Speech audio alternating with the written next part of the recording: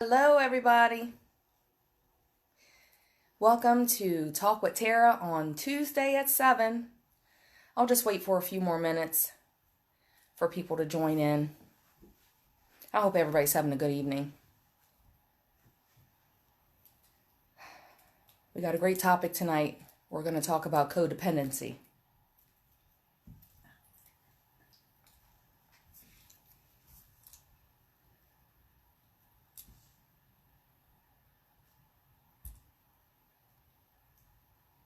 We'll give it just a few more minutes.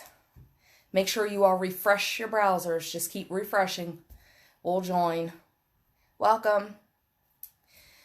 Just share this live so that we can reach more people. Definitely share. Welcome to our page.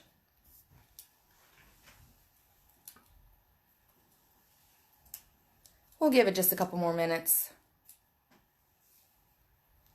Just share away, you guys. Share away. A lot of people need to hear some of this information that we share on a weekly basis.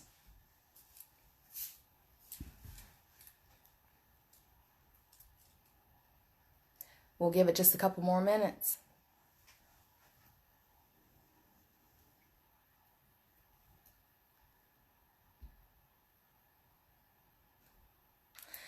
All right, so we'll go ahead and get started. Again, my name is Tara, and I'm the Vice President of the Hope Dealer Project, and I just want to welcome everybody tonight. My topic for this evening is codependency. It is a piggyback from the topic that Tina spoke about last week on enabling. So we'll go ahead and get started.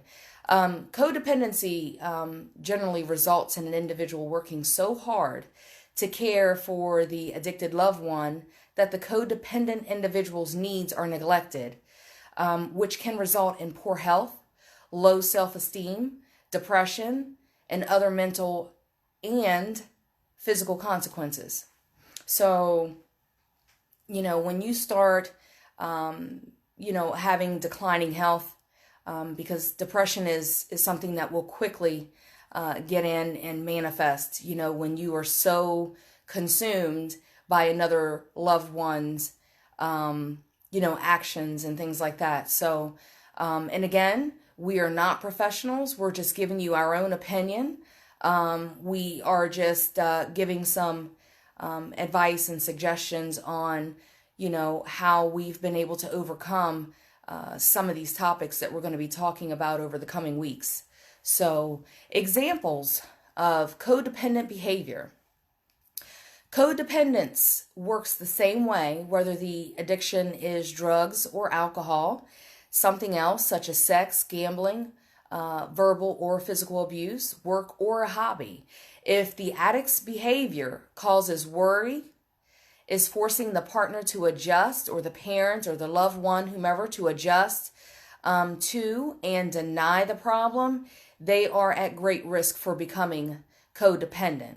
So, in other words, if your addicted loved one has been struggling with addiction for quite some time, and they have medical appointments, they have a job, but yet you're calling to make their doctor's appointments, and you're taking them to their appointments, and things like that, that is a sign of codependency, because their issues are not your responsibility. And it is kind of hard to sometimes separate that, because a lot of people will think, that is enabling. As Tina had spoke last week about enabling, and she gave the example of, well, my son got paid on Friday and by Monday needed gas money. Yes, it would be enabling should the loved one come to you on Monday and say, I need gas. Well, in order to try to make changes to that behavior and not hand them over a $20 bill, meet them at the gas pump, put gas in their car. So that's some of the corrective behaviors that you can use to, no longer continue to feed into their addiction.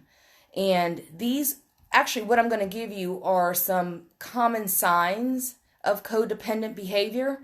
And I need you all to grab pen and paper and take note, because a lot of times it's going to take a lot of corrective behavior on your part, to make changes to no longer being codependent.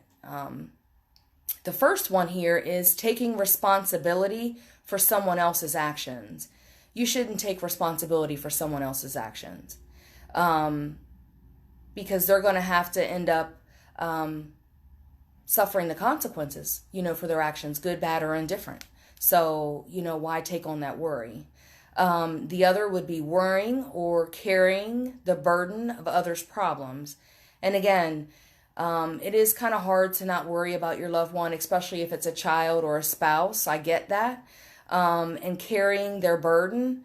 Yeah, if they're not paying their bills on time, or, they've missed a couple car payments and things like that, it is not your responsibility to take on that burden.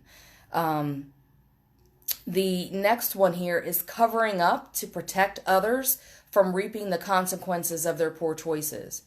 So in other words, if they've missed a few car payments and you decide to make the car payment for them, they need to suffer the consequences. I mean, if the vehicle gets repossessed, the vehicle gets repossessed. So, you shouldn't take on their responsibilities. And it's kind of hard, when you love them and you care about them and you want the best for them and you don't want anything to happen to them. So I get that. The next one here is doing more than is required at your job or at home to earn approval. And a lot of times, when you're codependent, you tend to just have that high as far as helping someone. You feel like you've achieved something, you've accomplished something, and it gets you their approval. We've often said, especially in Nar-Anon, if your addict is mad or angry at you, then that means you're doing something right. But if they're happy and they're all in their glory, you're doing something wrong. So it really never is good to, enable or be codependent. Because if you're codependent, they know you're easy. They can smooth over on you and, continue to, get you to do things for them. So, it's kind of hard to break the behaviors, but a lot of times it is best to seek counseling. So the next one here would be feeling obligated to do what others expect without consulting one's own needs. So if this is going to make you late to go to work because they're still in bed and, they're sick, or they didn't come home last night and you want to miss work because you're worried about where they are, you're calling and you can't get them on the phone or whatever the case may be. Yeah, definitely codependent. Manipulating others' responses instead of accepting them at face value. And we know those that are in active addiction can manipulate. And, we've, experienced that in helping, many through their journey and getting them on the path to recovery. So manipulation is definitely, whether it's on the enabling side or the codependent side, it is extremely difficult to deal with. But you know your loved one. You know your loved one best. So you know when they're manipulating. The next one here is being suspicious of receiving love and not feeling worthy of being loved. And like I said, if they're mad at you, you're doing something right. But if they're happy and they love you and everything is going good and, they're getting from you what they need or what they want, you're putting your needs on the back burner. You're missing work, you're sick, you're losing weight, you're depressed, your anxiety is at its highest because you're worried about where they are. You then develop the stalkish mentality, checking Facebook to see if they've been on and made a post, see that little green light on Messenger to see if they're okay. You become so engulfed in where your addict is or what your addict is doing, and that is codependent behavior. The next one here is in a relationship based on need and not out of a mutual respect. So, if they need you because you're doing things for them on a day-to-day basis, and you're covering up the fact that, they're using drugs or alcohol, and everything at home is afloat. A lot of times you've got to really sit back and evaluate that, because it's a very difficult road, when you're codependent. The next one here is trying to solve someone else's problem or trying to change someone. We all know we can't change anybody. You really can't. You really can't change anybody. My grandmother always used to tell me that you can lead a horse to water, but you can't make them drink. And there's some fact behind that old wisdom that she gave me. And I'm sure many of you've heard it. And, when it comes to codependency and you're trying to solve someone else's problem, it's really difficult. It's really difficult. You can try and you may succeed at it, but you've put your own well-being on the back burner. Things that you need to get accomplished in life and things that you need to do. So, you got to be really cautious about that. And excuse Tina, she's still a little sick and she's sitting here with me today. So if y'all hear her coughing, keep her in your prayers. She's feeling better though. She's on meds and she's doing good. And the next one here is life being directed by external rather than internal cues, should do, or what to do. And that you have to weigh a lot of times when it comes to codependency. Should I do this? Do I want to do this? And a lot of times when you're codependent, you don't want to do it, but you do it because you're keeping peace. You want them happy. You want them home. You worry about where they are. You answer every single phone call that comes in, whether it's 3, 4 o'clock in the morning and they're stuck somewhere in town and you have to get out of your warm bed to go pick them up, to bring them home. And, that's codependent behavior. Codependent behavior. The next is enabling someone to take our time or resources without your consent. And basically what that means is, just like the last statement I made, you're worried about where they are, if they're hungry, if they have clean clothes. And again, it's codependent behavior. I can't emphasize that enough. And, the one good thing to do is everybody here today has a smartphone. Google codependent behaviors. What are some of the things that you can do to avoid codependency behavior? Google will give you plenty of information. And the next one is neglecting our own needs in the process of caring for someone who doesn't want to care for themselves. So, and that alone speaks for itself. It really does. It speaks for itself. So, research is key. There's a lot of information online. And if you feel that, you want to seek counseling, I highly encourage it. There's nothing wrong with counseling. Sometimes you have to offload this information, to someone that has an unbiased opinion. Or if you have a very trusted friend, speak to them about it. The last section here that I wanted to talk about was some ways to help avoid codependent behavior, or ways to how not to be codependent. And the number one that came up was research. Learn about it, what it is and what it's not. And the next one here is recognize. Look out for words, feelings, and thought and behavior that causes one to be codependent. And like I said, there's a lot of information out here, on the internet that will give you some helpful tips on not being codependent. The next one is to regroup. It is so important. Sometimes you have to step back from everything and helping everyone. You can't help everybody, and you can't save everybody, and you can't change people. So what you have to do sometimes is step back and regroup.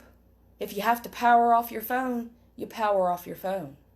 If you have to crawl up on the couch and watch Lifetime and just clear your mind, then that's what you do. It's healthy, and definitely seek counseling if you have to. And the next one is, you can only change you. You can only change you.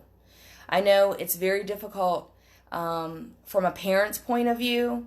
I really personally can't speak on that topic, but I can only imagine how difficult it is from a parent's perspective, as far as, wanting to help their child. You don't want them out in the cold. You don't want them walking the street, and you're going to do everything and anything in your power to see that they're home, fed, got clean clothes, and things like that. I get it. So, like I said, you know your loved one best. So, definitely take heed to that. And the next one here is, whatever happens is not your responsibility. It's not. And you really, if you do have codependency tendencies, don't take blame, for your loved one's addiction. And it's really hard, because a lot of parents, often tell us, well, I didn't raise my child that way. They grew up in the church. They were in honors. They went off to college, and somehow they just ended up on drugs. It happens. It happens. And, I often look at it as, that's someone's son, daughter, mother, father, uncle, sister. It's someone's loved one. And me personally, I will make sure that they get the help that they need. Codependency is serious, because it will literally lead you to a nervous breakdown, because you become so engulfed in what they're doing and that they're okay. And you're putting your own needs on the back burner. And that's when you have to really regroup and really put yourself first. Ladies, even if you have to go out to the spa or go for a massage, go out for an afternoon brunch with the girlfriends, then do it. Seriously. Because codependency can really, really put you in a dark place. And it leads to a lot of underlying health issues, for someone that, has those tendencies. So, that's pretty much all I have for you tonight, but I'm going to open it up for questions. So if anybody has any questions, feel free. Tina's watching the live for me, and she's responding as quickly as she can. If she overlooks any responses, we'll definitely respond once the live is over. But if you have any questions, feel free, shoot them out there. I'll do my best. Okay. But definitely share the live. We will be going live, like we said, every Tuesday at 7 Eastern Standard Time. So we'll wait for some questions. Please announce next week what I am going to be talking about. I'm talking to the active addicts. And next Tuesday, we'll be back again at 7, and that will be Tina talking about, she actually will be personally talking to those that are in active addiction. So if you've got any questions, feel free. I'm here to answer any questions you all have tonight. There's no questions. Doesn't look like we have any questions. But definitely share our live. Let's get this word out there. Even if the information really doesn't pertain to you, I guarantee you somebody on your Facebook page can use the information. There's a struggling mom right now, a dad right now, that's home wondering and worrying about their child, or a wife or a husband. So let's definitely get the information out there. That's what we want to do, is get the information out there for those that are struggling. And we are available. Feel free to call our toll-free number if you have anybody that is struggling with addiction, or if you have any questions for us, and you want to ask us personally. Our toll-free number is 844-383-4673. Again, 844-383-4673. You can give us a call 24 hours a day. We're available. Leave a message and we'll definitely get back to you, okay? Again, if you've got any questions for us, feel free to shoot them out there. Tina will do her best in getting a response over to you. Or if you want to private message us and not even put it in group chat, that's fine also. Send us a private message. We're always available. Well, I hope everyone has a good night.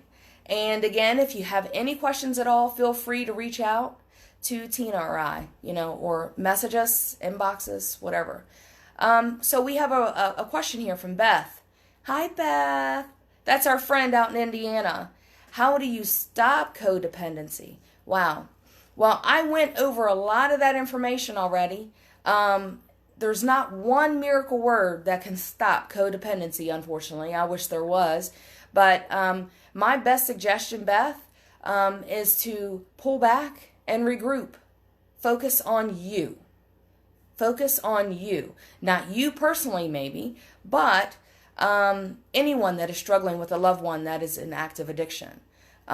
Because a lot of times they will pull you into their storm. They will pull you into their chaos. And you have to pull back and you have to regroup. And as I stated, research. Research is key. There's a lot of information out on the internet that can help with someone that is struggling with codependency. And recognize and look out for keywords and feelings and thoughts and behaviors and things from your loved one that could lead you into that dark place of codependency. So, and definitely, if needed, seek counseling. Like I said, we're no professionals here. We can only give you advice and opinions and suggestions as far as, our own personal research and also working with, someone that is in active addiction or working with families. So that's pretty much, that all we can offer. But again, there is no one cure-all for codependency. But personally, I've found pulling back and regrouping and doing things for you, because you become so engulfed in what your loved one's doing and making sure their well-being is okay. Pretty much you become selfless, in other words. So you need to put yourself first. You need to put your health first. Anything. Even if it's, like I said, going to the spa and have a relaxing evening, or going out to brunch with the girlfriends, whatever you need to do, you need to focus on you, because it will deteriorate your health. It quickly will deteriorate your health. So if anybody else has any questions, I'm here. Shoot them away. Come on. Definitely share. Definitely share our lives. We go live every Tuesday at 7. Next week will be Tina. She will be talking to the active addict. So definitely, you don't want to miss that live. I can promise you, you don't want to miss that live. She will be talking to someone that is in active addiction. So definitely share. And like I said, we're here to answer any questions that you may have. If you don't want to put it in the live, you can actually send us a private message, and we'll definitely get back to you as soon as we can. I think we're good. It's about 20 after 7. Didn't last very long, but I'll pray for all of you. I send you love, hugs, and prayers to everyone, because dealing with addiction, it can take a toll. It can take a toll. And a lot of times, if you just pull back and have patience and reach out to a professional, someone that can help, because you're not alone. I can promise you that. You're not alone. Not sure how far this live will reach, but definitely go to naranon.org and look for your nearest Naranon. Naranon is a family group that loved ones of someone that is struggling with addiction. It's a group that gets together in your area, and you can ask questions. You can go there and cry if need be. You can go there and just listen. And take away information that you can use. So it definitely is a good meeting, and I highly recommend it. Our Naranon meeting is on Sundays at 6 p.m. at Trinity United Methodist Church. That's 220 West Martin Street. So I hope to see you all on Sunday. Sunday at 6. Every single Sunday at 6, we have a Naranon meeting. And it is for those that have someone that is in active addiction or even in recovery. Or if you just want to come and get information to help a friend or a family member, or to even gain knowledge from the meeting, we highly encourage you to come. All are welcome. All right, well, it's almost 7:30. I appreciate everybody joining me tonight. I really do. And again, if anyone has any questions, feel free to private message us or call us on our toll free. That number is 844-383-4673. We're available 24 hours a day. I look forward to seeing you guys next week. And again, Tina will be talking live Tuesday at 7, and she will be speaking directly to someone that is in active addiction. All right, you guys have a great night. I send you all love, hugs, and prayers. Take care.